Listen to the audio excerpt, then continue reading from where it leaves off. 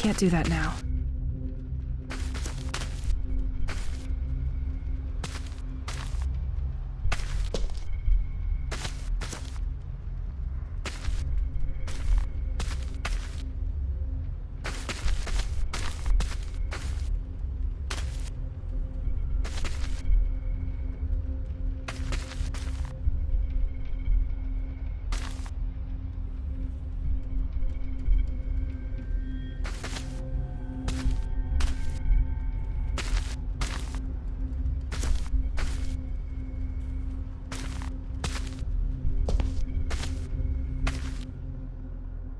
Can't do that now.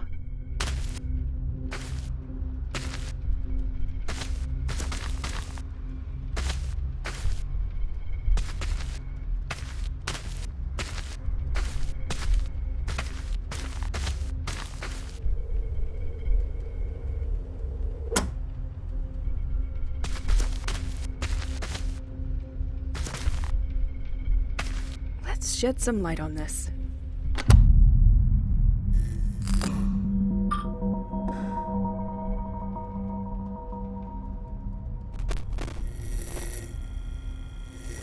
If you're listening to this, you are probably the person sent by the office to continue my investigation.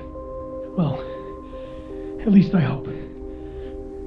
My name is Matthew Banks, and I started this work about a year ago. As stated in my previous reports, I infiltrated the lighthouse last month, but they just found out that a tape was missing, and I think they're onto me now. I used to borrow tapes during the night, but this time they noticed before I could bring them back. I didn't have time to use the new filtering machine, but I left the tape inside it. I hope it's safe there with you. Since I have to leave, I prepared the way for you, and I have regrouped all of my ongoing work onto 3 different boards, each including a guiding tape. The first one gathers my studies on the audio signal coming from the oceanic floor, which was the reason our interest was piqued by St. Exel in the first place. The second board will give you more details on the local cult, whose believers call themselves the Devoted. The third board is about Operation White Medusa, which is probably why you're here now. We are now definitely forced to recognize that the village of St. Exel is the center of great political and scientific interest, as we first suspected. I hate to leave like this, but I'm afraid my time has come. During the last 2 weeks, the lighthouse had trouble acquiring new information from ashore. Apparently some kind of technology has been jamming their signal. Is there some kind of expert trying to hack the operation? I'll leave it to you to find out.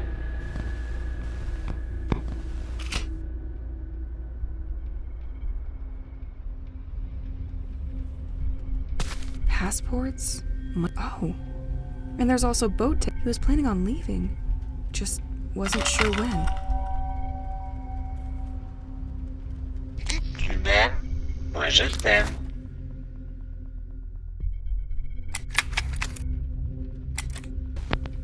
If you're listening to this, you are probably the person sent by the office to... What is this folder? I'll study that during the night. A bit of reading always helps. Continue my investigation. Well, at least I hope. My name is Matthew Banks, and I started this work about a year ago. As stated in my previous reports, I infiltrated the lighthouse last month, but they just found out that a tape was missing, and In 1977, an ultra-low frequency sound was picked up by scientists south of the Atlantic Ocean. But no one succeeded in identifying the structural composition of this acoustic phenomenon, and many theories were put forward. Spy submarine, human aeronautical activities on the surface, or even tests of explosives resonating through the abyss. The case remained closed for 2 years until a second sound was recorded 2,000 kilometers from Namibia. This time, the subject worried specialists. The position of the 2 recordings suggests the movement of something. In 1984, the sound was picked up again, several times around the Bermuda Triangle. Governments in many countries decided to classify all information about this issue as confidential, and the general public was kept away. While tracking other countries' progress, our secret services discovered in '86 that the French government was particularly interested in the matter, and that they put in motion a special program called Rorqual, a scientific project mainly dedicated to the understanding of unknown oceanic noises. We then decided in 1987, based on what we found in the village of St. Exel, and considering that this last signal was recorded off the coast of French Brittany, that it made perfect sense for me to start our investigation here. During my time, I discovered a platform for listening and monitoring seismic activities at the heart of the lighthouse. Only recently, and thanks to an information trading deal I made with the cult, I got myself recruited there as a maintenance agent. It allowed me to find that the lighthouse crew is, in fact, following the movement of an object which turns out to be a French military submarine. So was it only a submarine that we tracked from the beginning? But its movements are inconsistent. How did it produce this noise that we regularly pick up? I copied a lot of tapes and left them inside the hideout, but they're all still encrypted. I was hoping to get more information from it, but I spotted a car in front of the house tonight, and it's clearer than ever now that my time to leave has come.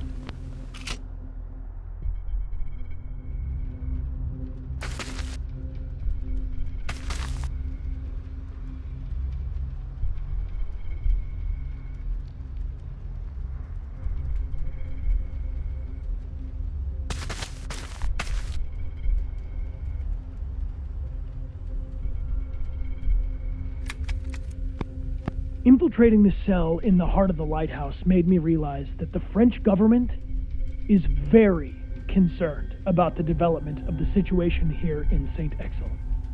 The development of the sect, as well as the growing anomalies observed in the population and nature, are monitored in a sustained manner. They came to realize that if they do not act, this situation will eventually draw the attention of the entire country to St. Exel. I had, in my hands, documents detailing an operation called White Medusa, the purpose of which was to methodically isolate and capture everybody in the village. Do they think that the people here are all sick or contaminated with something? Or do they mean to sweep this affair under the rug? They seem to foresee two possible scenarios for carrying out Operation White Medusa. As if by coincidence, there are incidentally two events which attract almost all the population in the same place. The village festival, which takes place during a whole weekend, or a fair organized by the village school. I was able to reconstruct on the map the assaults considered in each of these possible scenarios. A large number of troops will be deployed, and they can easily prevent anyone from escaping by blocking the main accesses and roads. They will proceed using heavy trucks and toxic gas to control and direct the crowd toward them. The inhabitants of St. Exel have a Damocles sword over their head, but they don't know of its existence, nor when it will fall.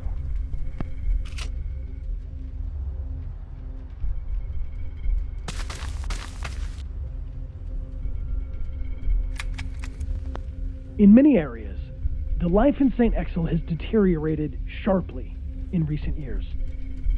Local studies tend to show that nature has adopted an abnormal behavior. Some species started proliferating more than before, while others suffered the opposite effect. Some animals became aggressive towards humans, and some bird species completely migrated and left the region for good. We've also seen a lot of upheaval in the behavior of inhabitants of the village and their health. Ultimately, it led to many people leaving, which left only the ones who didn't have a choice. A real change is taking place, and no one seems to understand where it's coming from. Additionally, these extraordinary happenings have been rumored in the region, which isn't improving the situation. The village has become a place of attraction for people bathed in pseudosciences, esoteric and the occult, to say the least. They now see this place as a central home to their mythology. One movement eventually took over the others and established itself as the popular cult, the Devoted. They managed to obtain this importance by being omnipresent in their protests. They vandalized sites in large areas surrounding the village, which made the local press very keen on showcasing them, and ultimately helped a great deal in converting more people to their cause. According to my research, it is governed by a certain Aurora K. I couldn't find a lot of information regarding her, but managed to steal some pictures by following her after a public meeting with the population. She built her movement on the belief in the existence of an abysmal entity which would sow its harmful influence over the region and towards the inhabitants of St. Exel. To calm this underwater entity, they tirelessly seek the culprits for this curse. They unearth and send ashore on deteriorating ships coffins containing the bodies of people who have always lived here. If the boat returns and runs aground on the coast, the person and their family are pardoned. I haven't seen it yet, but it looks like they've shifted into high gear by sending people who are still alive to sea. These are just rumors, and people who go missing may have simply decided to leave the area. They never communicated their plans with me regarding the future of their protest, and I'm not sure where they'll meet yet. My theory is that they'll probably regroup either near the White Manor or the local church.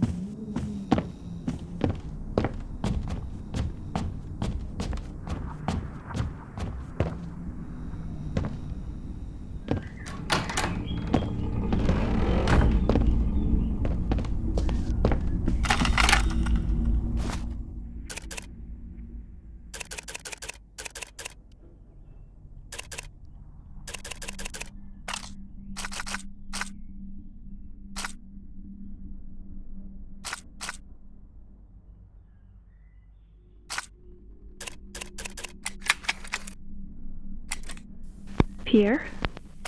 This is going to sound ridiculous, but I needed to talk to you, so here I am.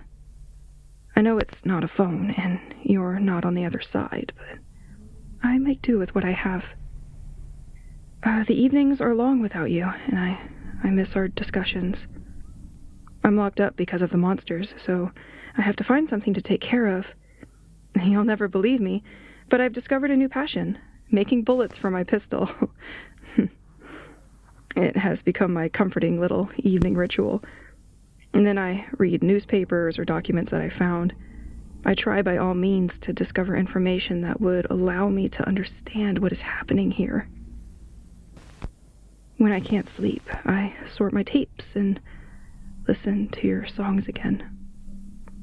This is by far my favorite time of the day. Well, it's already very late, and I have a long day ahead of me tomorrow. I'm going to bed. Sweet dreams.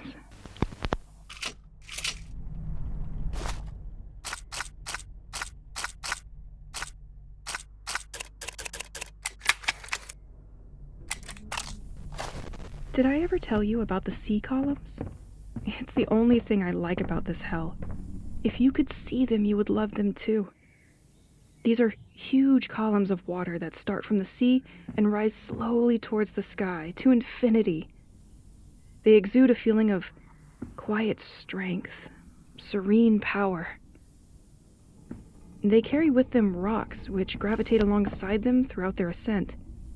I don't know how to describe it, but I feel almost calm looking at them. Still, I don't think we should be fooled by their placid appearance. Inside, thunder and flashes rage silently, reminding us that they are inhabited by a formidable energy. Moreover, they also emit strange and deaf noises, like an animal cry or a complaint. Anyway, I'm not the only one to be fascinated by this show. Birds and seagulls are attracted to these columns and flock to their base by the hundreds. They fly around for hours, as if waiting for something. I'm always afraid they'll get caught, but the columns are gentle giants. One thing is certain. I will continue to admire them from the cliffs.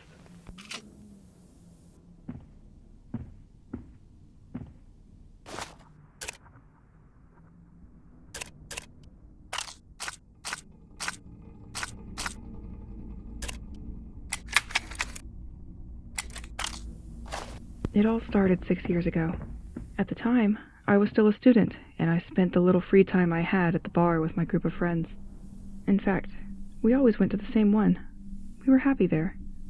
What we particularly liked were the concerts organized by the small amateur groups that came by from time to time.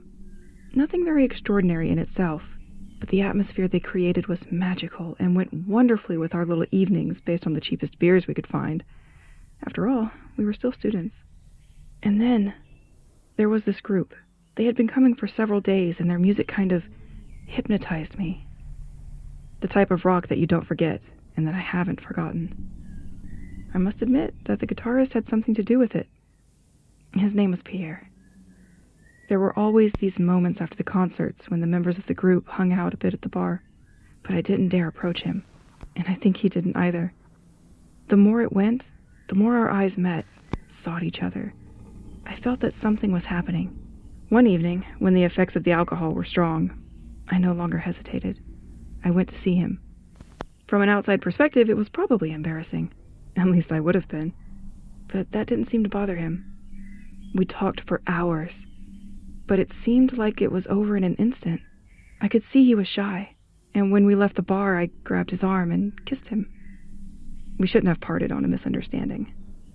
I love this story. Our story.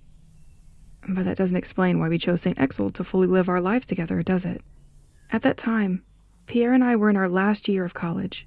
We had already been able to take full advantage of the city and its agitation, and even if the years we spent there were fantastic, we really needed a change of scenery. A return to a calmer setting. Yep, that's what we needed. And it was when we were watching a report on a seaside region that we had the click. The landscapes were simply sublime. I always remembered what Pierre said to me at that time. Honey, okay, let's move. We just had time to finish our studies and put some money aside when an advertisement for a house for rent in St. Exo caught our eye. This song? Pierre had written a song about all that.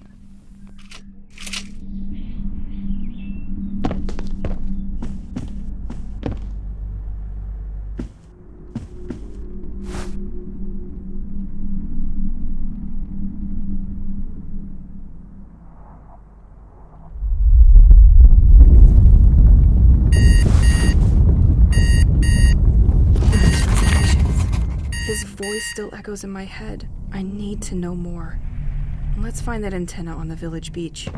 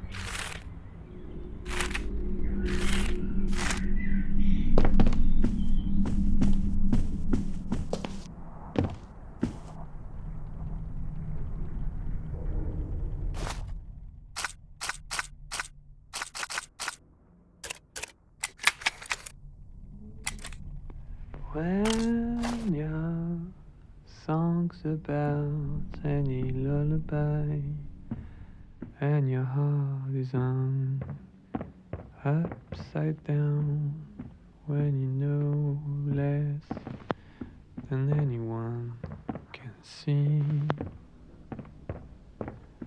when I took a plane out of oxygen and the effort all in vain to stay carefully oxen free. It takes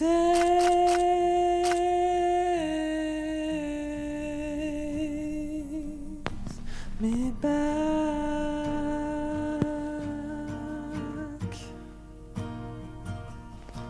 It takes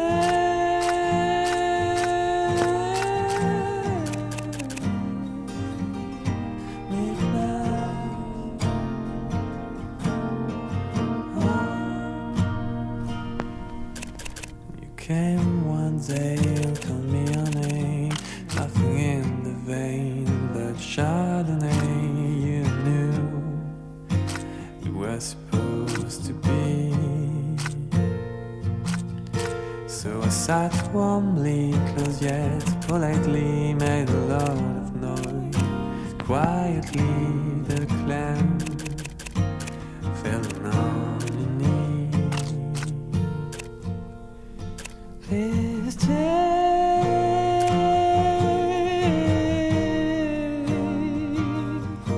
me back.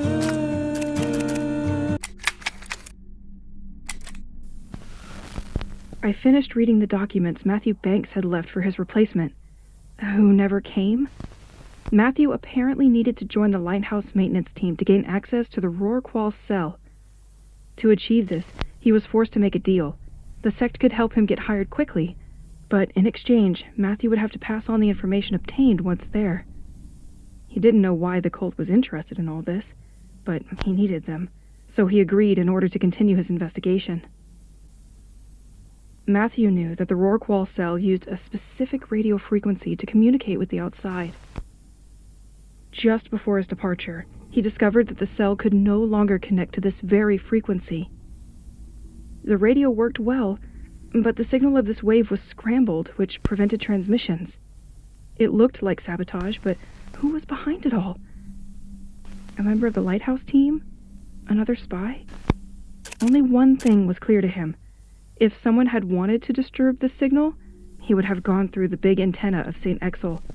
I have already spotted it in the past. It is on the quays towards the beach. I just have to go there.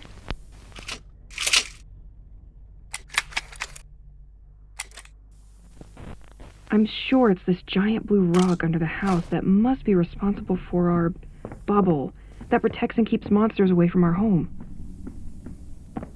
The crate of rocks came with a bunch of analysis papers that probably had to be shipped with the set. I don't understand all this paperwork, but these rocks seem to have totally unexpected properties. I don't know if there is any connection between the monsters and this rock, and why it would have an effect on them and not me.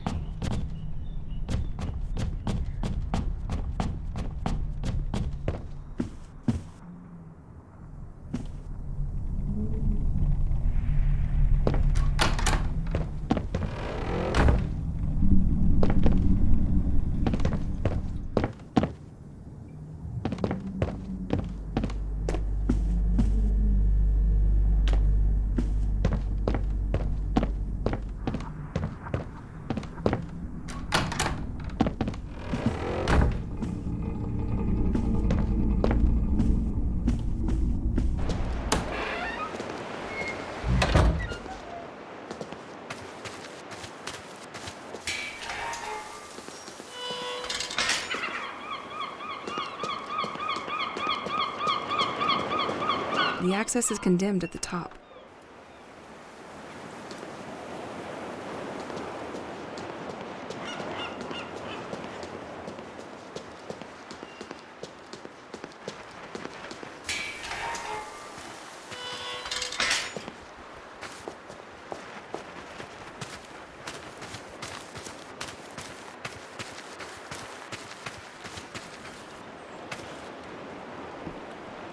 Let's take a walk. Just you and me.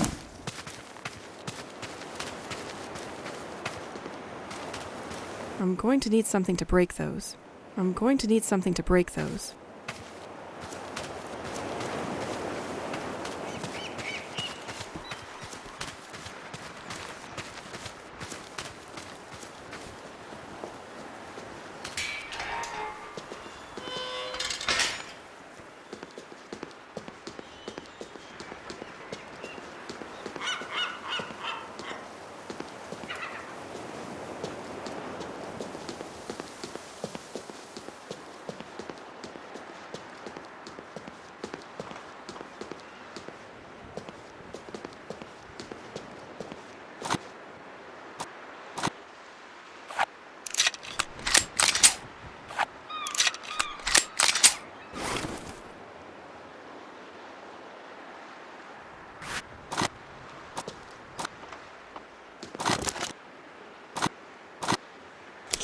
¿Todos verdad?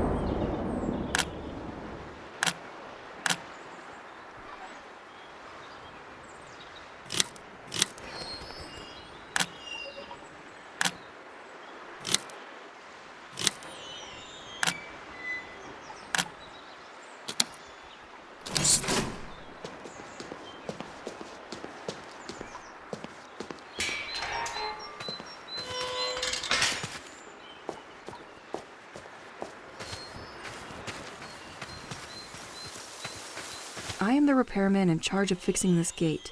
I've found a way to supply current to this I've linked it to one of the small wind generators we have in the village.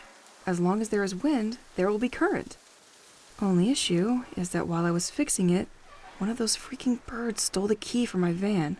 If you find them, please bring them to my office. Mr. Levins.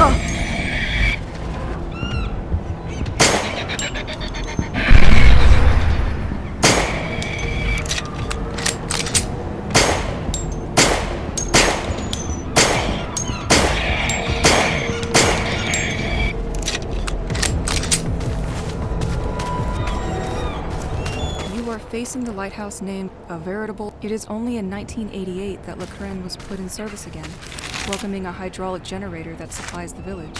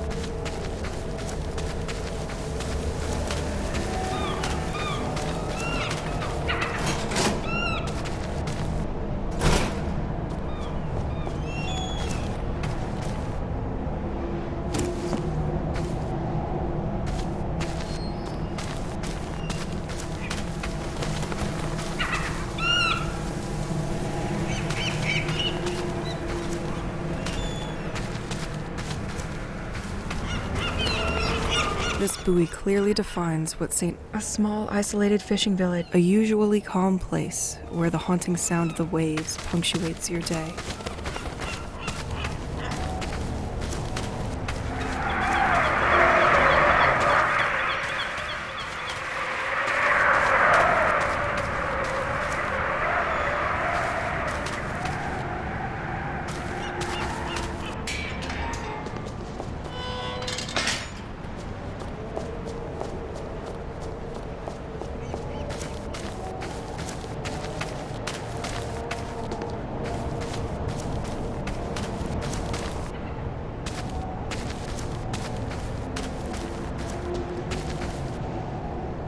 I can still picture the fishermen landing their daily catch of crabs and fish.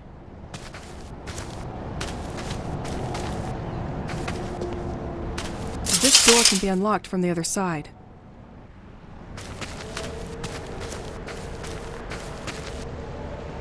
Psilocybe phosphorus. With its lightning growth capacity, it is able to... Interesting. Maybe I should gather some of these.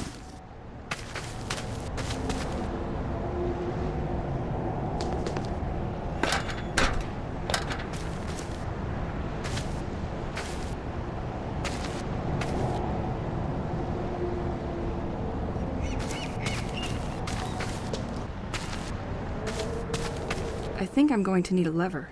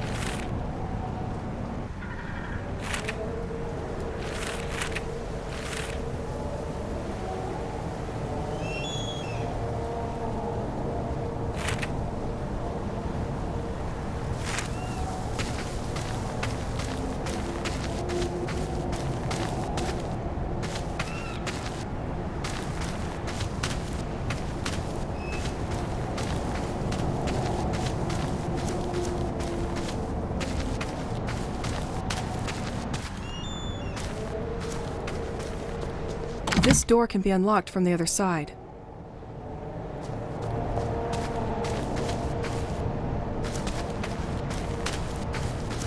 This door has no handle.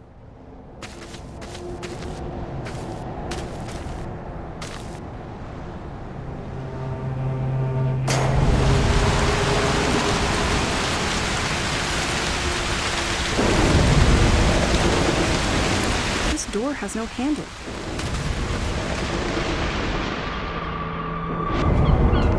This door can be unlocked from the other side.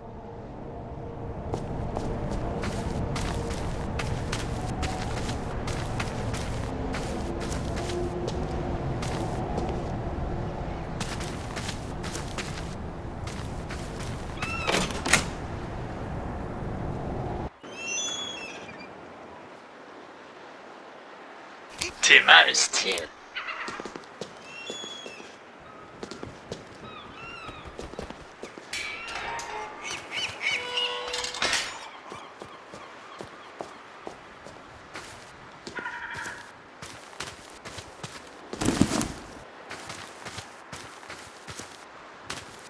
This tablecloth, it makes me think of breakfasts at my grandma. I swear I've eaten on the same one.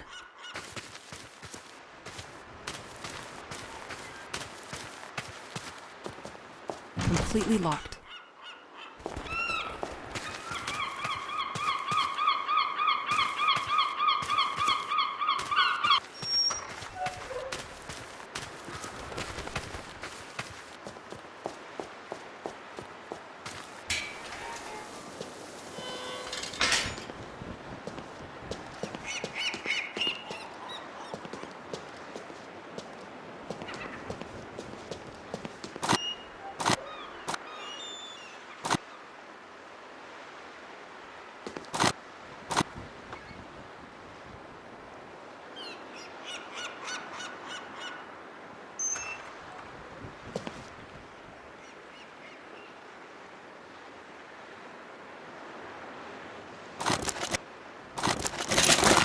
probably not an organized person.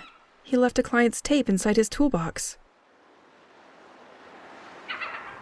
Excellent.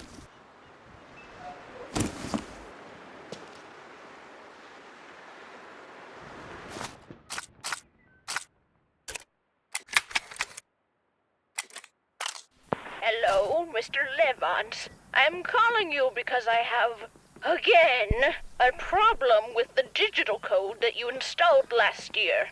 As I can't see very well at night, I asked you to make each key sound different. But for a few days when I entered the code you gave me, 2 keys no longer make noise. Listen! Could you contact me when you get my message? This is becoming a real problem for me.